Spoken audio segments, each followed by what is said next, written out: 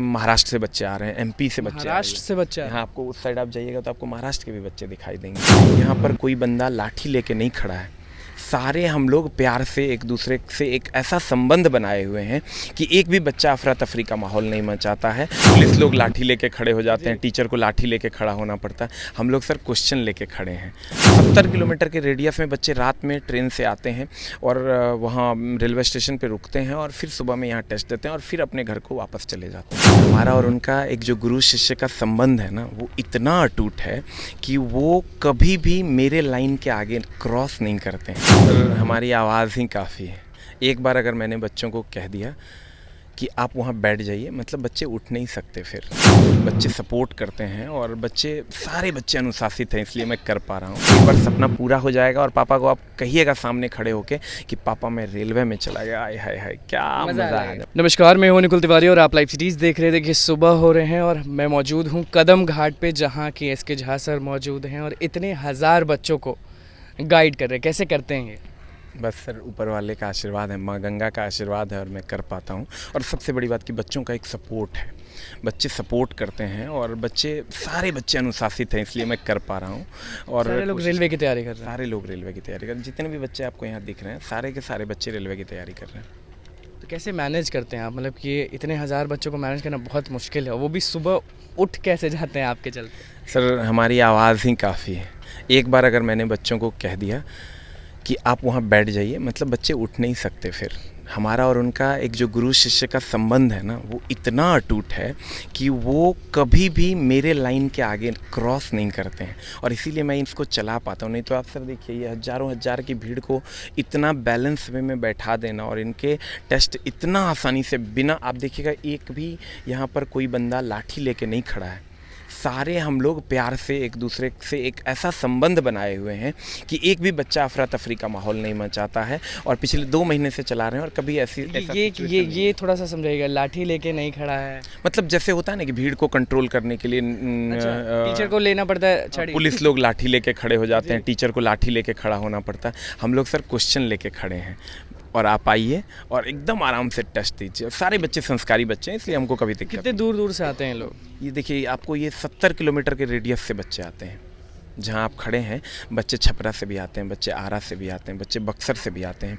मतलब इस 70 किलोमीटर के रेडियस में बच्चे रात में ट्रेन से आते हैं और वहाँ रेलवे स्टेशन पे रुकते हैं और फिर सुबह में यहाँ टेस्ट देते हैं और फिर अपने घर को वापस चले जाते हैं। तो महाराष्ट्र से बच्चे आ रहे हैं, एमपी से बच्चे, महाराष्ट्र से बच्चे, यहाँ आपको उस साइड आप जाइएगा तो आपको महाराष्ट्र के भी बच्चे दिखाई देंगे और एमपी के बच्चे दिखाई देंगे, यूपी के बच्चे दिखाई देंगे, बंगाल के बच्चे दिखाई देंगे, उसके बाद आप राजस्थान के बच्चे आपको दिखाई देंगे। यहाँ ऐसा अलग क्या होता है कि सारे छात्र यहीं आ रहे हैं? बस भरोसा है इनको। और आपके दिमाग में कैसे आया कि ट्यूशन में ना, मतलब कि ट्यूशन में तो पढ़ाई होता ही है, कि गंगा किनारे पीछे गंगा है, छात्र को यहाँ पढ़ाएंगे? देखिए है क्या, इस भारत की बेरोजगारी को मैं अपने आंचल में नहीं समेट सकता था, तो मैंने सोचा कि ये कौन समेट पाएगा, ये माँ गंगा ही समेट सकती है। भारत की बेरोजगारी, भारत की बेरोजगारी ऑब्वियस सी बात है, ये पूरे भारतवर्ष के बच्चे हैं। आप खाली साउथ को छोड़ दीजिए तो पूरे भारतवर्ष के बच्चे हैं और इसकी बेरोजगारी को मेरा जो छोटा सा एक कोचिंग इंस्टीट्यूट है वो नहीं संभाल सकता है, वो बहुत बौना पड़ जाता है इनके आगे। तो मैंने सोचा चलो माँ गंगा की शरण लेते हैं और माँ गंगा तो माँ है, इनके शरण में आज तक कोई वापस नहीं गया है, तो कोशिश की मैंने और कामयाब हो गया। कब से शुरू हुआ है ये? पिछले 2 महीने से चल रहा है। 2 महीने से चल रहा है? पिछले 2 महीने से चल रहा है। और अब तो मुझे लग रहा है कि लगातार चलेगा। हाँ, अभी तो लगातार चलना है। क्या करते हैं लोग? सेट मारते हैं? क्या करते हैं? क्या ये बच्चे अभी मेरे द्वारा सेट किया हुआ प्रश्न है, ये बच्चे अटेम्प्ट करते हैं और अटेम्प्ट करने के बाद इन बच्चों का OMR हम ले लेते हैं। OMR लेने के बाद उनका रिज़ल्ट बनता है और रिज़ल्ट बनने के बाद सारे क्वेश्चन का एसके झा यूट्यूब चैनल पे डिस्कशन भी होता है। और जो दूर दराज के बच्चे हैं, वो हमारा एक एप्लीकेशन है बिग बूस्टर, उस पर फ्री ऑफ कॉस्ट यही टेस्ट 1 घंटे के बाद दे सकते हैं। वो भी अभी कितने घंटों का सेट होता है? ये 90 मिनट का टेस्ट है। 90 मिनट, डेढ़ घंटे सॉल्व करने पड़ता है? अप्रॉक्स इनको 100 क्वेश्चन सॉल्व करना होता है। 100 क्वेश्चन, 100 क्वेश्चन। कब एग्ज़ाम है इनके? इनके एग्ज़ाम्स जुलाई में है। Group D? ग्रुप डी में जुलाई का टेंटेटिव डेट आ गया है, तो जुलाई में इनके एग्ज़ाम शुरू हैं।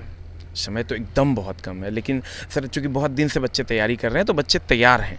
अब यार मुझे लग रहा है कि कितने सालों से करते हैं?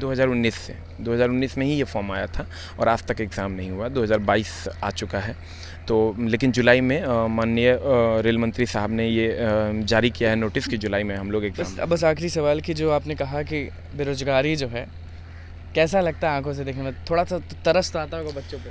नहीं, तरस नहीं आता है। सरकार हम लोग नहीं, हम लोग ये मानने वाले लोग हैं कि इस बेरोज़गारी का जिम्मा हम लोगों को भी लेना होगा। हमको ऐसा लगता है कि बहुत जगह पे हम लोग भी वर्कआउट करना चाहिए हम लोगों को, जो नहीं कर रहे हैं। जैसे हमारे स्कूल में जो भी शिक्षक पढ़ा रहे हैं, पहले तो उनको सजग होना पड़ेगा। वो हमारे ही चाचा हैं, हमारे ही मामा हैं, हमारे ही फूआ हैं, फूफा हैं, और वो पढ़ा नहीं रहे हैं, वो ठग रहे हैं। तो पहले उनकी मोरल वैल्यू को ठीक करना होगा, पहली बात। दूसरी बात, पॉपुलेशन पे जो ये पॉल्यूशन के जैसा फैल रहा है उसको भी कंट्रोल करना होगा। तीसरी बात कि सरकार को वैकेंसी क्लियर करना चाहिए, कैलेंडर लाना चाहिए। वहाँ सरकार दोषी है, सरकार को कैलेंडर लाना चाहिए और चीज़ों पे वर्कआउट करना चाहिए कि कब वैकेंसी कितनी आप दे रहे हैं, इस पर सरकार को ध्यान देना चाहिए। अब जुलाई में डेट आ गया, कौन सी जुलाई डेट आ गया? इसी जुलाई में।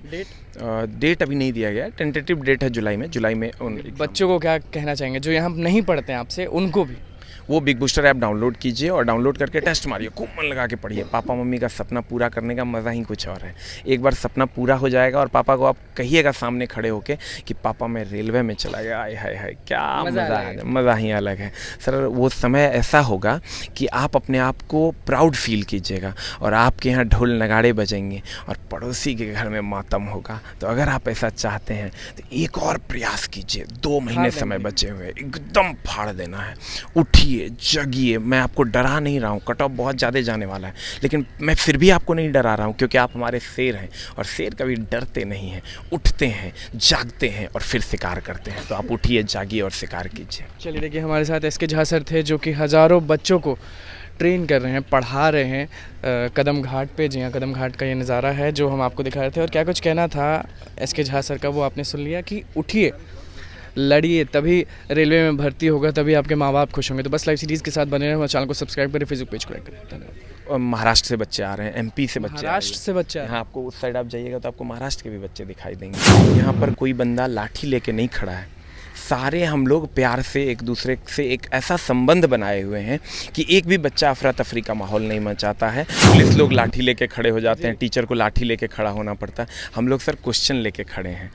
70 किलोमीटर के रेडियस में बच्चे रात में ट्रेन से आते हैं और वहाँ रेलवे स्टेशन पे रुकते हैं और फिर सुबह में यहाँ टेस्ट देते हैं और फिर अपने घर को वापस चले जाते हैं। हमारा और उनका एक जो गुरु शिष्य का संबंध है ना, वो इतना अटूट है कि वो कभी भी मेरे लाइन के आगे क्रॉस नहीं करते हैं। हमारी आवाज़ ही काफ़ी है।